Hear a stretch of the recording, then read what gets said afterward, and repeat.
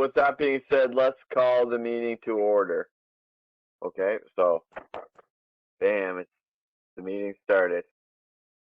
So, do we have any declaration of conflicts of interest? None.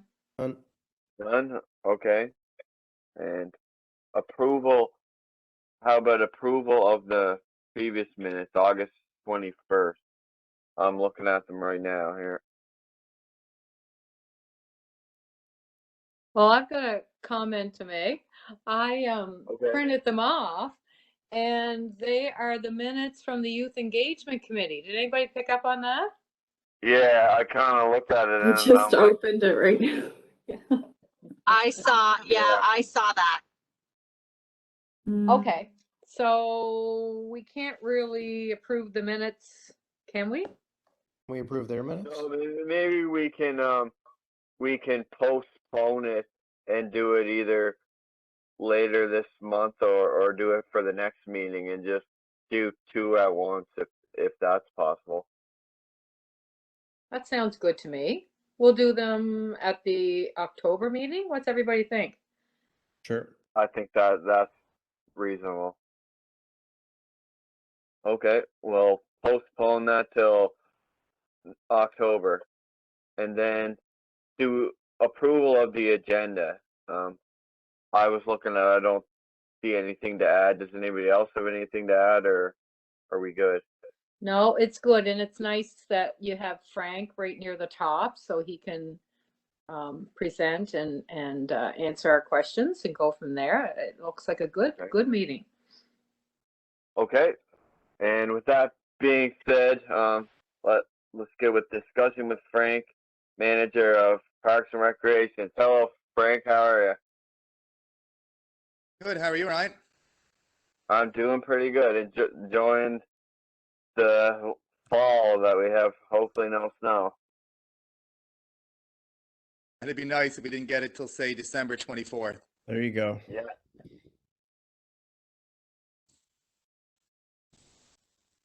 Okay. So I guess I don't have a per se formal presentation. I'm actually presenting from my phone, as you can probably see. And I know I did, I think it was a year, maybe it was 2 years ago, I did a formal presentation, but I guess I'm just here. If you have any questions to ask, have any issues around any of the trails in the city of Charlottetown, especially ones that intersect with roadways and where they're putting in some of the active transportation pathways. Right now, as you can see out at St. Peter's Road, they've been extending the active transportation routes out that way.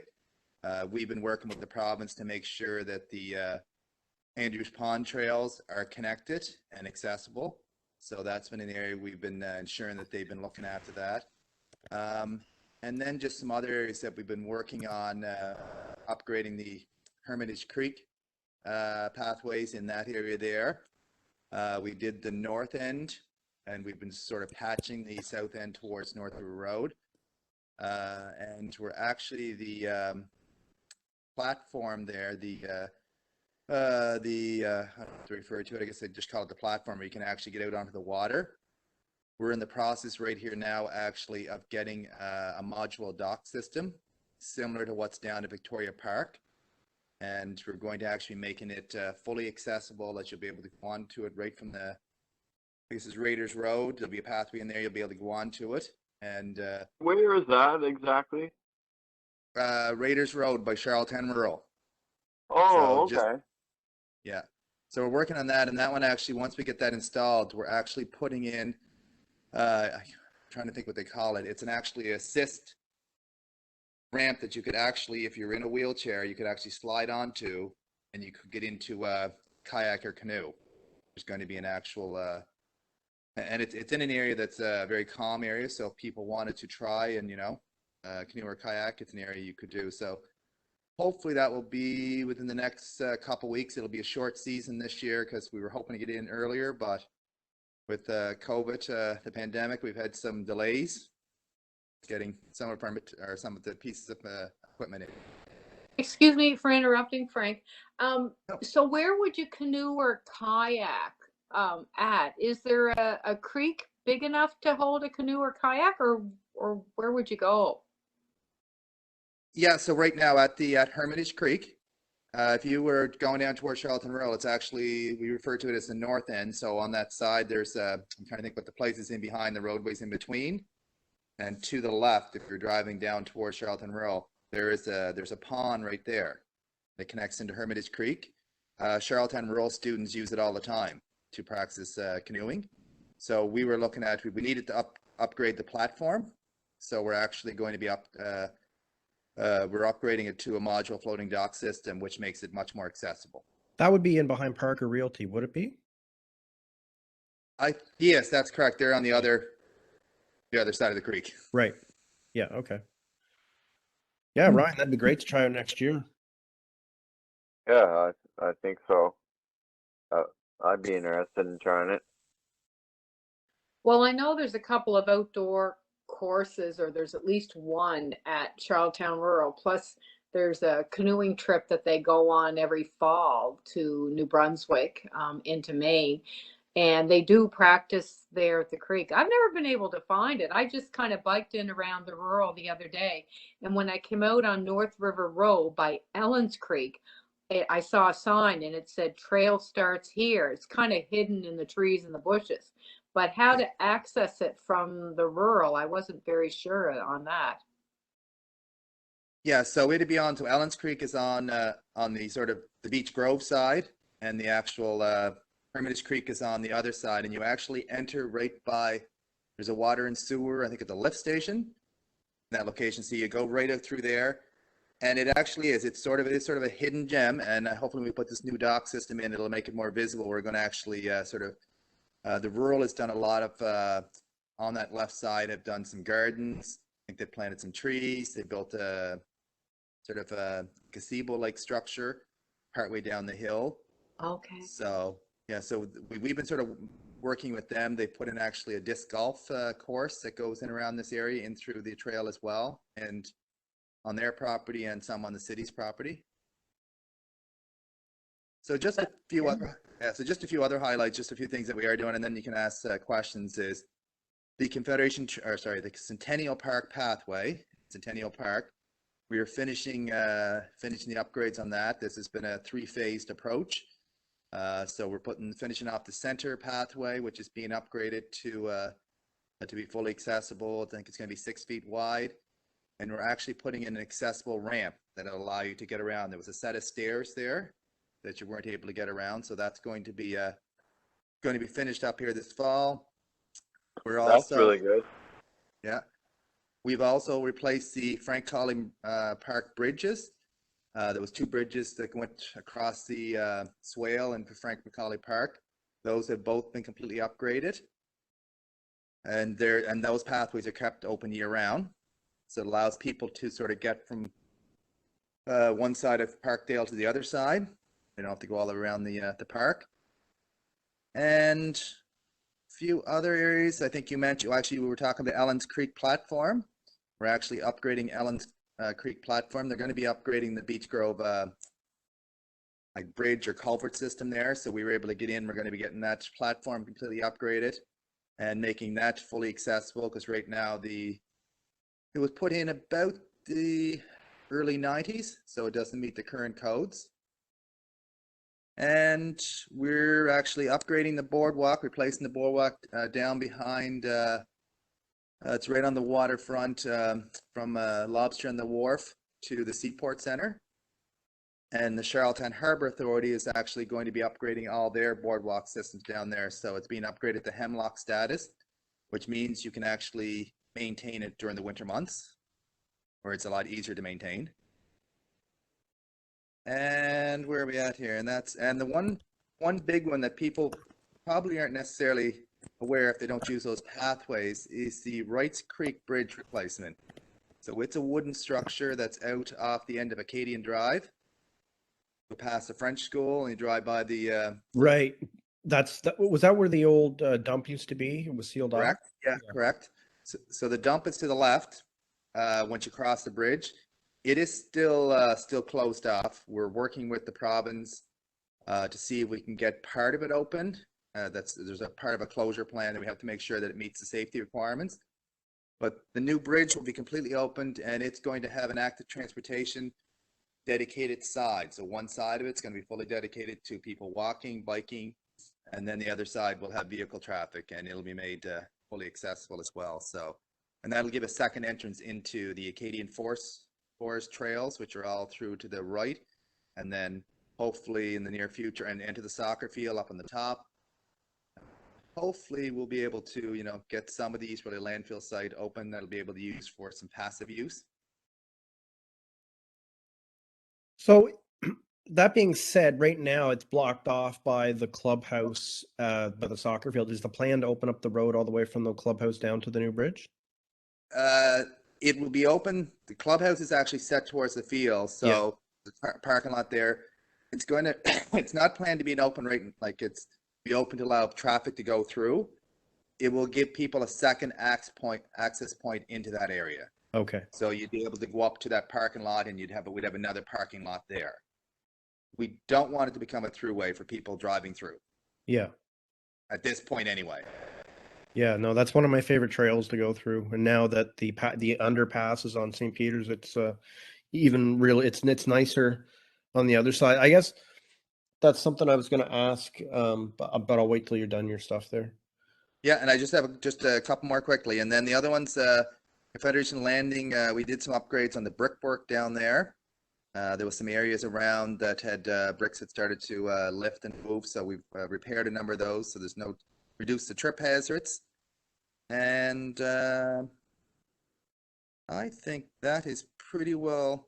And the only other one that we're working on is the East Rowley Lagoon. Water and Sewer are actually working on filling that in, and once the lagoon is completely filled in, then we'll be making that into a large park. We're still working on what types of activities will be in there, but of course it'll end up being a connection from the end of Robertson to Bonnie Blink. It's going to connect that trail system that you'll be able to get from that area of the city and go right around. And then also it's going to give an access point to the actual to Wright's Creek down at the bottom of the lagoon. There's going to be a beautiful spot that you'll potentially be able to, take a canoe or kayak and get out into the harbor. So are you saying there's going to be a trail, like right now the trail goes through the woods in that creek, and then it matches up to St. Peter's Road from the bridge you just talked about? Is there going to be a trail on the other side of that creek that meets up with where the lagoon was? That's what we're hopeful. Right now, John Andrews still owns the property there. Okay. So we're on the other side, the Wrights Creek side, and the province is working with us. They have a large buffer zone there on the Wrights Creek side that we have a pathway through. They're looking at that's going to become permanently a buffer zone. So we'll continue with our trail development there and improve the trails. We haven't been investing a lot of money in it because they could have kicked us off at any time. So if they sign it over that it becomes complete buffer, then we'd improve the trail on that side. Then on the John Andrews property side, if that property ever gets, I've heard talk that John Andrews might be interested in selling it, or, there's been some discussions out there, then we could potentially have the other side connected as well. Right. That would be beautiful. That's one thing that I think it's nice to see the city doing, because there's always been this talk of Victoria Park, and it's a beautiful park, but we have a lot of other places in the city. And some of the major problems with Victoria Park is if everybody goes to Victoria Park, it's too busy. You can't park, you can't get in. It's nice to see the city diversifying and showing off some of the other things that we have going on in the city, because it's like any other city in the past that everything was focused in one area, and when that happens, things kind of get forgotten about, or they don't have that diversification. So I really like kind of where the city's going with all the different trails and expanding out further and just showcasing different areas, and it just breaks it all up, and it gives kind of offsets. People can be in different areas and not clog up one area. Yeah, and I agree. And I think the biggest thing was, people seem to think, because Victoria Park is such an old park, it's been there for many years kind of thing. When amalgamation occurred in 95, the city had sort of taken a mishmash of what was done in all the other different the other old municipalities, and try to figure out how do you make connections. And that's been where we've been spending, I've been with the city since 2001, and we've been constantly trying to look at, okay, how can we connect this area to that area? what type of easement is there, which is water and sewer, or there could be a public works easement. Is there a way of putting a trail through there? Is there a way of like, and then when you're also connecting your roadways, now that sustainability has taken the lead in that, they've been able to get public works, parks and recreation, water and sewer, all sort of working on the same page, all going to a common sort of a common end. So yeah, it's great to see these trails, and also like Andrews Pond, getting that signed over to the city, East Royalty landfill site. Back in 2001, there was potentially going to be 2 soccer fields on that. We had developed them. And once we went to open it, the regulations changed, but also was seen the site wasn't safe. So we focused then on the Acadian Forest and how can we get people to it. So yeah, it's everyone thinks we just focus on Victoria Park, but if you look at the list of our capital projects, I would say there's at least, I think I mentioned probably at least half a dozen to 10 that we've been focused on trail development and connecting areas and whatnot. Yeah, I'd really like to see that to continue, and I'd like to see that promoted. I think it would be really great for the city to promote that. Like, a lot of people don't even know these things are happening. So it's really nice to see. You did mention Hemlock Status. So those are, what is that? Is that for sidewalks? Is that for trails? What does that? Yeah, so the hemlock lumber is what it is. So it's hemlock timber. That's what we use now for all our boardwalks. Okay. It can go underneath water, it can be flooded, and it could last for years. It stands up better to the elements. It's also a thicker material, so it stands up that if we have certain boardwalks we want to plow wintertime, which we do, that we can do that as well. So we've been focusing on anywhere where we have to replace any wood structured boardwalks or bridges or those kind of things. We've been moving towards hemlock. So I guess Frank, oh, sorry. No, go Sorry. ahead. Go ahead. Frank, my question is, down at Queen Elizabeth Park, great pathway, love that it's paved, accessible. I'm wondering if there's any plans to make a bit of an easement from that pathway to the shore there. You can get through, but there's, for people with the stroller, with that kind of thing, I've noted several families using that little bit of beach down there and thoroughly enjoying it, and I have myself. I wondered, was that on anybody's radar, or is that an option? I did bring it up before, but I think it would be fantastic to have some type of way to get to, that beach that's there. Yeah, the Queen Elizabeth Bridge, it is on our radar.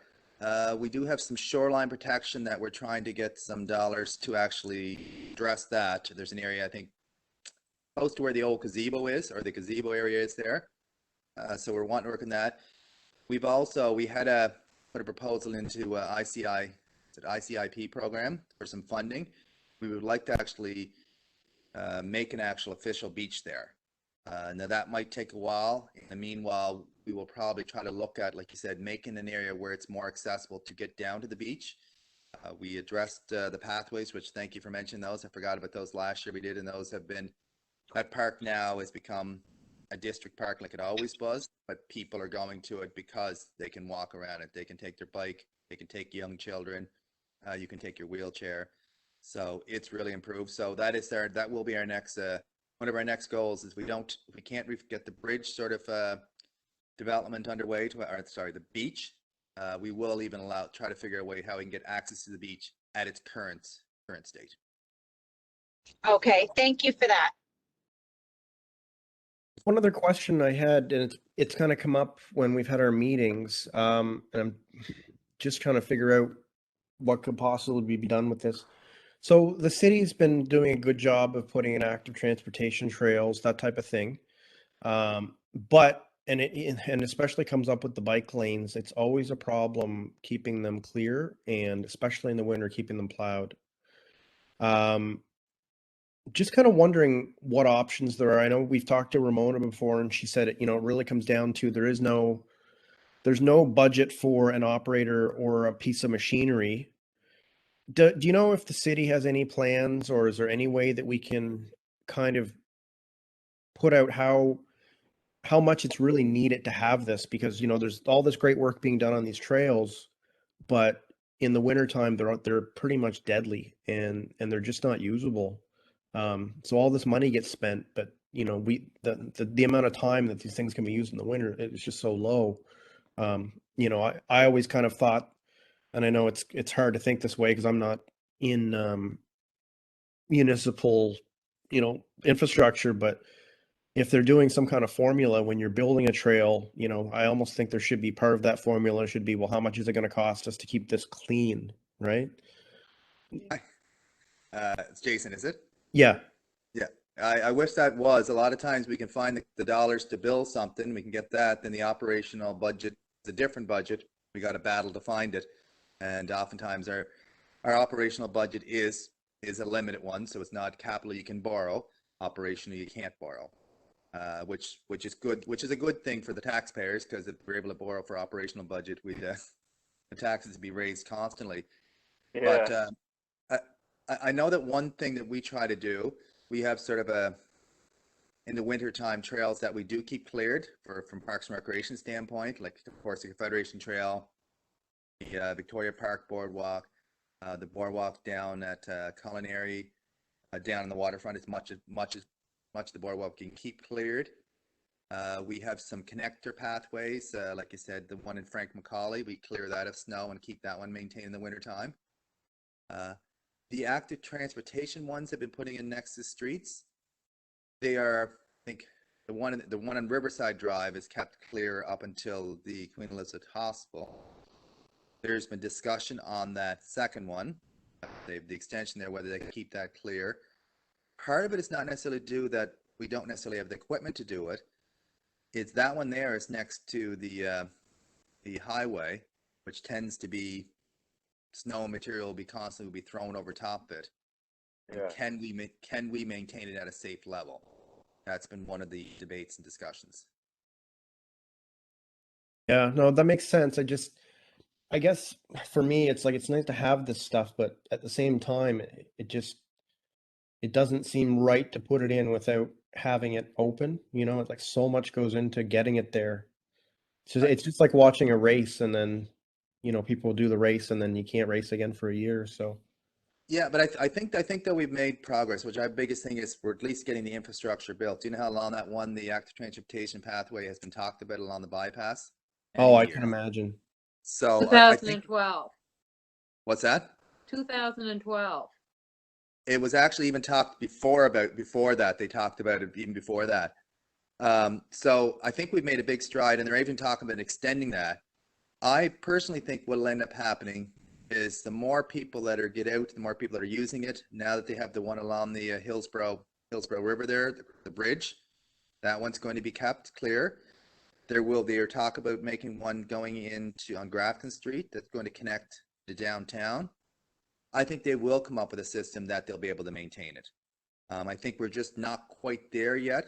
We haven't caught up, but I do believe I'd be, guessing in the next. They've even talking this year. They're not saying they're not going to be clearing it, but they're realizing there's going to be some challenges because it is a bypass highway and the snow is thrown off to it and thrown onto the shoulders.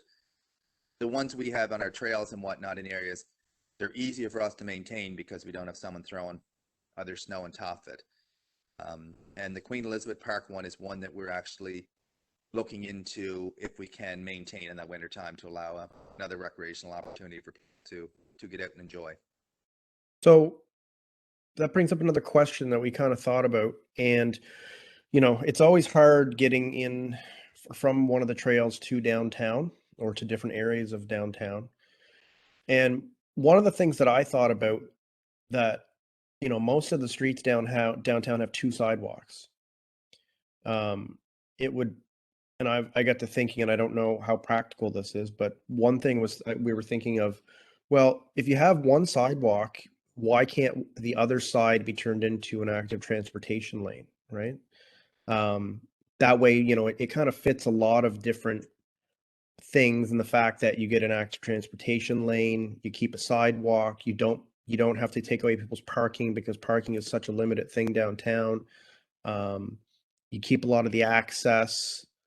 Has that been brought up to you before? It hasn't been brought up to me because that would be considered part of Public Works, but I know it has been something that has been discussed at the Public Works level. And even at one time, and you probably are quite familiar with the Fitzroy Street proposal that was put out to try to convert one lane into an active transportation pathway. Yep. I think it on will here. happen. I think it will happen eventually. I just think it was seen as almost being too progressive to people that are in the area and the residents and whatnot. And the idea of the actual, can one side be turned into a multi-purpose active transportation pathway, whatever way you want to word it, when they're redoing the street. And I think that is something they're doing now out in, the St. Peter's Road. They have a sidewalk on one side and an active transportation pathway on the other side. Yeah. So I I think think for Fitzroy, I live on Fitzroy Street, and I live it, and I see the issues with the street, and that's kind of what I got to thinking, because when you're talking to elderly people that can't get into their church anymore, I mean, that proposal was going to take out, no, you can't park in front of the church anymore to get into your church. I mean, that's people's faith. That's a pretty important thing to them, right? So and the thing too with, I think, the amount of money that was going to be put into the street, there's no way you could properly do it for that amount of money. Like the whole Fitzroy Street thing, that's a major piece of money. I don't even know what it would cost. Like, do you have any ideas on something like that? Yeah, what they were putting forward was actually, like you said, they were sort of reconfiguring the street, but I don't know whether it was going to be a complete overhaul. Yeah. The money they had there wasn't going to do a complete rehaul. No. But it was, because they were even talking that it was going to go right straight down and connect to Victoria Park. Yeah. So I do think that it will at some time, but like I said, I think it's got to be, the residents have to be on board. And then you also have to address the area of where you're going to allow parking for accessibility for your senior demographic, for the people that live on that street. They're having the same debate in Halifax as well, where there's older streets, old tree growth and whatnot. So yeah, I think it will eventually. I just think it's going to take some time. And how do you redesign it that it works? And every area of the city is going to be different. Downtown is one of our most challenging areas because of our narrow streets. And because there's always been a sidewalk, say on some of the streets on both sides, to get people in that mindset that we can take away one of those sidewalks. Yeah. Well, it makes sense if it's done correctly, I guess. Yeah. Yeah, and I've read in the Guardian, and I think it was discussed, just a proposal to us at one point, that the north of Euston, so from Euston Street along University Avenue to Belvedere, the plan is to put an active transportation laneway on the same side as CBC and the Mountie and Sobeys on that side. And what I read in the newspaper was they're going to start like improving the intersection and start from Belvedere down to accommodate Canada Games, which happens, I think, in 2023. But that is a proposal. It's Public Works have it in their planning to start that active transportation lane along University Avenue. So that'll be really quite something. Jason, were you going to present Peter's PowerPoint to? Yeah, I do have the file. Now the problem is I'm not sure if you'll be able to see this if you're on a phone. I can bring it up here and you can see if you can see it or not. Yeah, I'm on the phone. I think we're all on phone. Let's see. Is it showing anything? Yeah, I can see it. Federation Trail Condition Report. Yeah. Oh, that looks good. Okay, go ahead. So yeah, you can see that, Frank? Yeah, I can actually. Yeah, very impressive. Okay, so this is something Peter did, who sat with us. Peter, always very fine detail person, and he was able to take a picture here. He was out and he took some just different pictures. Just had some current. One of the concern was about the washboarding on the trail that kind of happens in the Gibbs Park area. Yeah, and that happens oftentimes. It happens in the over the winter months, keeping it cleared. Right. So usually we'll get a groomer out there and get it looked after in the spring. So I think they were out, Okay. repaired it to some degree. The other one this has been talked about a few times. There was a repair station for bikes by the gazebo, but it's kind of been vandalized and there's really not much there. I know some of the ideas that have been thrown around with that were talked about putting it, maybe at Holland College's campus or on the trail up by the farmers market or at the farmers market. Do you know if that's been talked about recently? I actually thought it already was moved up to the farmer's market, so Did it move? thought it did. Okay. Second. Yeah, I was by there in that area today, and I never noticed it. I wasn't looking for it, but I never noticed it. Okay. I'll look into that. Yeah, it'd be just Thank good you. to know, and if it is there, to get some signage out or something. Yeah, there's just different potholes over the usage. Now, you said it gets graded in the spring. Does it get graded any other time of the year? We have our groomer we take out, and it's sort of just we address areas of concern. There was this year, you would have noticed there was some potholes and some areas where, because they put down a cable. Right. Yes, and that's major actually caused some havoc. Has that all been repaired? We're still after them because they still haven't finished all that work yet. So Wow. they've addressed it. So I'll keep after. It's water and sewer that's leading that project. So I'll keep after them to make sure that all the areas that were problem areas that has been addressed before winter hits for sure. Right. Okay. Yeah, just a few more potholes that's kind of by the Gibbs Park at Kensington Road there. So we do run a groomer over that in the spring of the year, and then whenever we have, sometimes we have large rains and that kind of thing, we have to sometimes do repairs. So Yeah, probably wouldn't hurt with all the rain we just went through. This was one here, the bent pedestrian sign by the 1911 jail. yeah, and that would be a public works matter. So I'm not Okay. sure if it's I would hope if they see it bent, and that's one of those things. Staff sometimes walk by things and never see it. And I think I was sent this presentation, so I'll have a look at it. Yeah, he probably did send it to you. Just the washout of the culvert, you could see definitely, the cabling's part of the. Yeah, so that's one area we didn't repair because they actually caused that. Right. So, Yeah.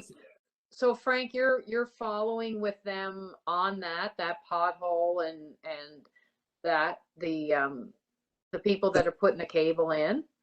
Yeah, I think that pothole was repaired, but like you said, the cable is the one we've been after. Nancy McMinn, our park superintendent, has been after Richard McEwen to make sure that the staff or the company that's been contracted to do this work is getting it finished in a timely fashion and repairing.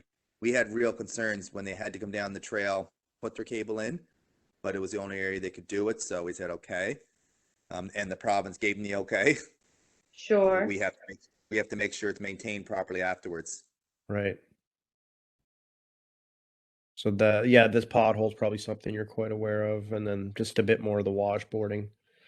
Yeah, because Peter took these pictures in June Yeah. of this year. And I know I have a family member that really minded the washboarding. It was very difficult for that family member to cycle over that. So I'll have staff. I'll talk to Dean, our parks foreman, just to make sure that those. When I looked at the report, and I thought I chatted with Dean that they were all addressed, but I could be wrong. Okay. Yeah, more of the same there. And Frank, I will say I'm happier this year with the cutting back of the grasses on the side of the Confederation Trail within the city. It's such a pleasing trail that it's widely used, as you know, by pedestrians and cyclists. And people need room to get off the trail. And people are using it more and more, especially in the past year with COVID. People are outdoors and using the Confederation Trail. So it was really timely and to see that the grass was being cut back, and in particular the bushes.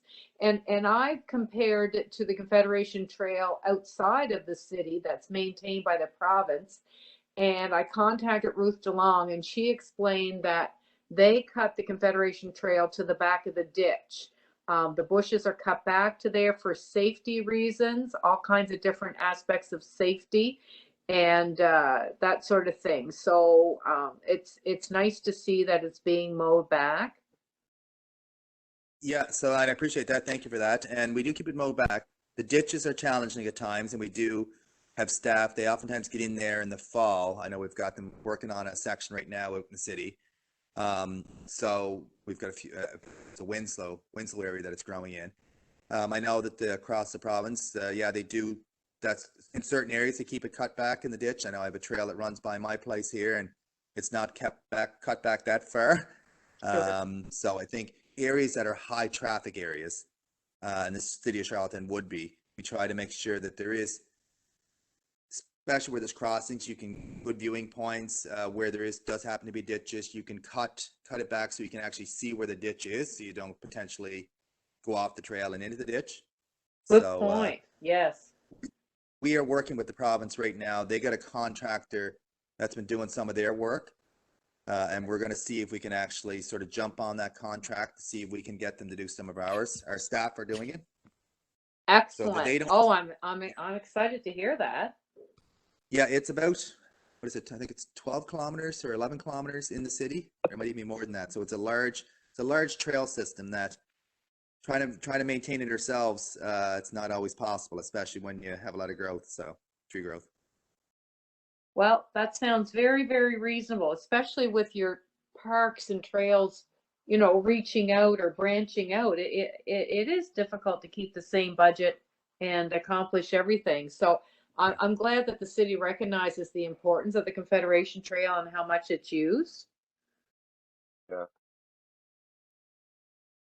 I have a question, and like I said, I was on the trail before the Joe Gist Park, before it breaks on Kensington Road, and I took a picture of the sign there, the Great Trail, and it shows all of the pathways in all different areas, and I'm just like, they'll probably have to update that picture in the next couple of years to add in all the amounts that have been changed, or have been augmented or changed from that. I would assume. Yeah, I think that one, Ryan, is that the provincial one or the Confederation Trail? I think that one's covering all their trails. The ones we have right now. Yeah, so they would probably have to do some updating to that. And I know the ones that we do, we don't necessarily have one sign per se. We're working on we have a trail map that needs to be updated, and we put that on our city website. So we'll be updating that in the future. COVID has delayed some things that we would normally get to. We haven't got to because we've been dealing with occupational or operational plans for every single thing we do. Okay. Does anybody have any more questions? I don't think so. I'm very excited to hear about all that stuff by the new bridge and the trails along that by the French school. I think that's a really great place to invest in. One last thing, the runoff at Orlebar Park, where there's a culvert and cable laying. Did we talk about that? Okay, that's the one that you showed. Okay, so that's by Orlebar Park. Okay, because I think when the mayor did his preliminary bike drive around Charlottetown with a resident as well as Mitch Underhay, the Orlebar Park was something that, there's a shortcut there that people can access to get to the Confederation Trail through to Gerald Street. And it was just mentioned that needed to be fixed up a bit. I thought that was a good point. Okay, thank you. Yep, so I'll make sure staff are aware of that one. I'm thinking it has been like temporary fix, but I know the company doing the cable work has to do their finishing touches, so we're going to keep after them. Is there a completion date that you know of that they're supposed to be done by? It's been one of those projects, I think it was a lot larger than what they anticipated. and with COVID has created delays. So I'll talk to Richard to see what their sort of so-called, because they've ripped up areas in a lot of areas, even right along Victoria Park.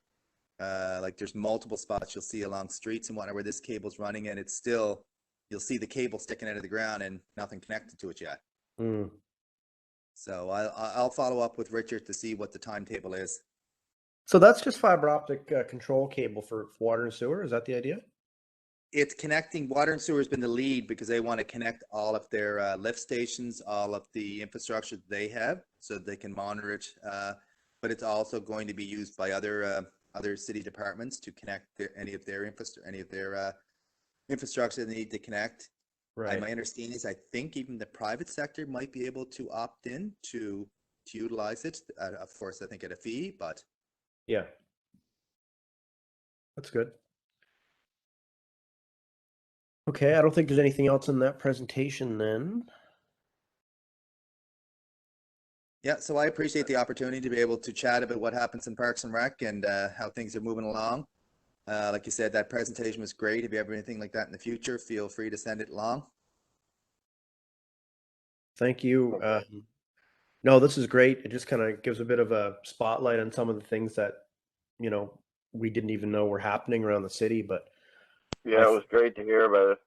yeah, no, I think we've got some really awesome things in the city that people don't know about. And I think I know you guys are working hard to get this stuff done, but I think, and I don't know who handles that, but getting the information out that, you know, this stuff is there, I think it's really important for the city to focus on that, because I think people will really, really enjoy what you guys are doing.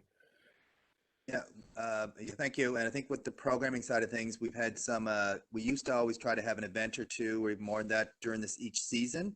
And that has been challenging with COVID. We've just been able to do our minimal type programs, limit number limits, or like numbers being limited. So hopefully we'll get back into sort of getting that word out when things happen. We always try to like to do grand openings, and the more communication you can do, the better. So we had some change up in communication staff too. So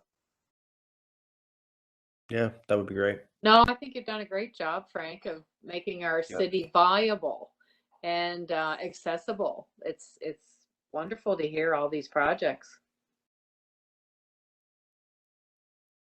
thank you. Yes, thank you very much, Frank. So I'm going to move on here. I got another event I have to go to at 7. So I appreciate the opportunity. Thanks We for your time. appreciate you making time for us. Thank you. Very much. Thank you. Bye. Okay, that was good. Moving on. Reporting from the department liaison. Do we have a report for Public Works? Nothing on my end. Nope. Okay, and I think we're covered for Parks and Recreation. How about police? Margaret?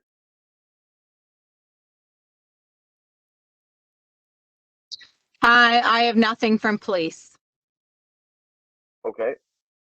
Okay. And how about sustainability? Okay. I see there's a new bike parking in the parking garages. All right. Well, I've got a couple of things here that I got back. All right. The first one I wrote to Ramona and said, and she replied. Ramona Doyle is the Environment and Sustainability Officer.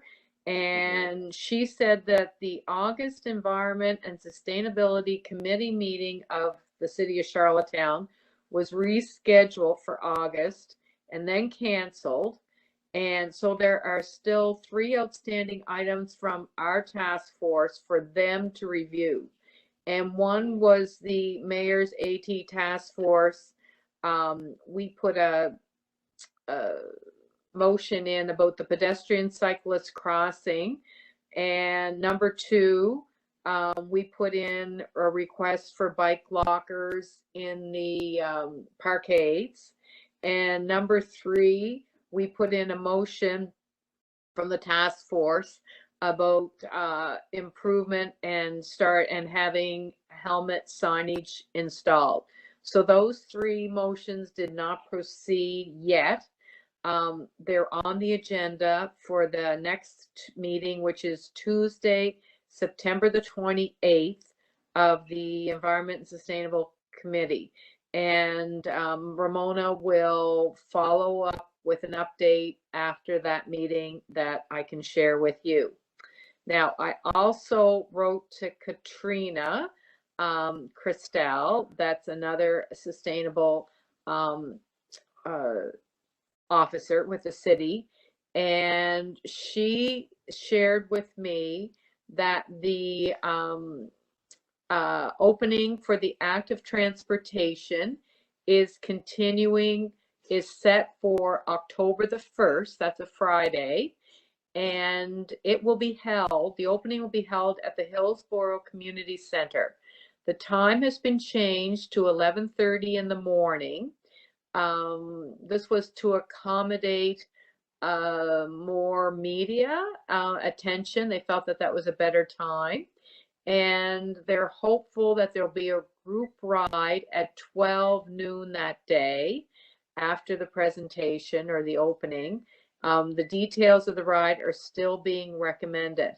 And Katrina stated that our hope is that schools may be able to attend over their lunch breaks or with their teacher as part of their class time. And she wondered if we're still interested in sending an invitation to the schools. Do you think that's still practical? Kind of hard with school going on. Yeah, depends on what day you're gonna do it. Well, it was a Friday, and I guess for myself, I would say that it's, I would say that that would be their decision. I would put out the invitation and then I'd allow them to exclude themselves if they deem that to be, you know, that they can't do it. Sure. And I looked at, like, Francois Buat is in the neighborhood, and you could have students from Birchwood, I think, could easily get there. You know, they're old enough, if they had bikes or a club or something, they could get there. I don't know, Parkdale School, if you had a bike, you'd have to cross the St. Peter's Highway on your bike. I think that would be difficult. Are there any other comments on that? I think it would be enough just to invite the French school, which is so close, probably. Okay. And again, like Margaret said, it will be up to them if the logistics will work. Just speaking from a teacher perspective, I think the trickiest thing would be having the kids have their bicycles at school, which, yeah. I do too, because, like, we're in Sherwood and Francois Buat, like, there's a school bus that comes down our street every day. Oh, the catchment for that school is massive. It is. huge. Unless they have some sort of an outdoor club or something. But again, the invitation could be offered, and yeah, if they think it's Okay. too tricky, that's Yeah, I think it's probably good to let them have an invitation. If they decline, it's their own prerogative. Or yeah, Okay. better to have it than not have it. Sure. All right, I'll pass that along back to Katrina. And so would you all please mark your calendars for 11:30 if you're available on Friday, October the 1st. and just as an update, Yeah, thanks. BFC is just confirmed that we can lead the ride. They had asked us to do that. So Very good. there's a couple of our members who are able to make that time work. So route is still TBD, I think. Well, and hopefully they'll have the active transportation trail paved out to the school by then as well. So off St. Peter's Road, because I noticed they've got the gravel down pretty much all the way up there now. So I would just like to comment at this meeting. Yesterday, I had occasion to go to the hospital on my bicycle from Sherwood across Gordon Drive, down Walker Drive, and there's a nice little path there behind the dental clinic or professional clinic, goes right to the active transportation. So I came up to the intersection and oh my goodness, I walked my bike across the pedestrian crosswalk, but I still felt very vulnerable. And then I walked it again across to the other intersection to get to the pathway that goes along the water side down through the woods there. And that part was okay, but I just want to comment that I felt the intersections were very, very wide and a little scary, even for me, you know, and I bike quite a bit. I like the intersection at the Hillsborough Bridge and Grafton Street with all the fancy lights and the paint on the crosswalk and everything. But I don't know if that intersection, maybe we'll wait till the opening of the active transportation that day and see what the comments are for accessing from one to the other, if anything can be done to improve or enhance that intersection. Has anybody done that intersection recently on their bicycle? I did it about a month ago. Did you feel threatened, Jason, or I anything? don't, but honestly, when I drive in the city, none of the streets here bother me. Like I lived in Montreal, and I'm like, this is like kindergarten for streets, right? So it's just what you're used to. So, but I can see how it would be intimidating. Like I remember when I first came back from Montreal here back in like 2004, and there's that intersection out by the Toyota dealership, and it's like I don't know 5 or 10 seconds to get across the road. It's super quick. And I brought that up with the province, and they said, no, then we walked it. That represents the standard. And I'm like, if you're an elderly person trying to get across that road, like it almost seems like they need I don't know what you could do in that intersection, but I could totally see how somebody Loud could, sound. yeah, like They need beeper. They need a beeper there too. Where, Margaret? Like at the intersection, if it beeps, it gives attention that you're crossing.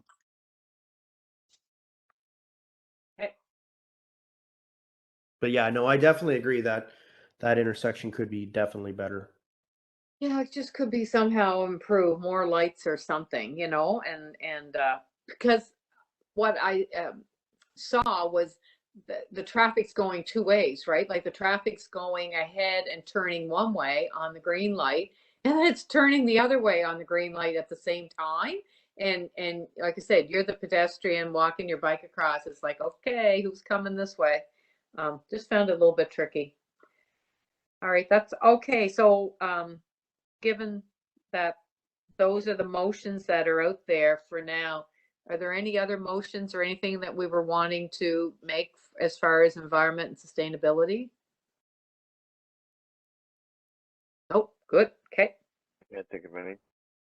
good. I'm through. Okay. And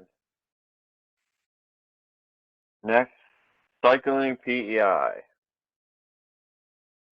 Sorry, what did you say? Cycling PEI. Nope, we're good. Okay, and bike friendly Charlottetown. We still say Charlottetown in the agenda, don't we? Oh, I'll Yes. mention that. Oh yeah. Not your fault, Ryan. You're just reading. Well, refresh me again. What's it supposed to be called now? Communities, bike-friendly communities. Bike I always friendly just say BFC because we got to keep the BFC. Yeah. BFC I like didn't that. change. So, yeah, I Okay. don't Yeah. actually BFC. yeah, I don't have a lot to share this month, but stay tuned because we have some exciting things in the works that I will be able to say lots about next month, if that's not too much of a tease. Actually, you'll hear about it sooner than our next meeting. So I just don't Okay. think I'm allowed to say anything yet. in Okay. this forum. Fair enough. Fair enough. Yeah. Okay. Yeah. You can always mention it, or yeah, I don't know. We're still using our Teams thing too. I don't know if we can always talk on that as well. Oh, that's true. Yeah. If anybody feels like you guys want to have a quick, it doesn't have to be long like this. Even if we wanted to do a 15-minute type thing, we can definitely do that. Yes. Okay. And lastly here, how about new business? Does anyone have any new business they'd like to discuss?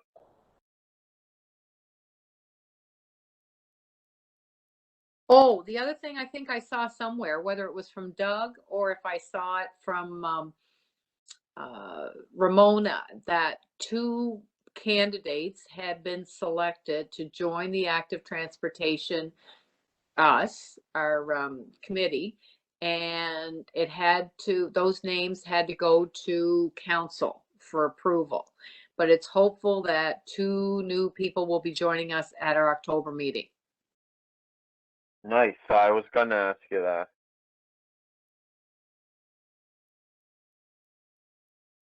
And we won't know who they are until they show up on October. Usually the city does a press release somewhere. It's sort of on their website. So. Did I hear somewhere that their names were Peter and Heather?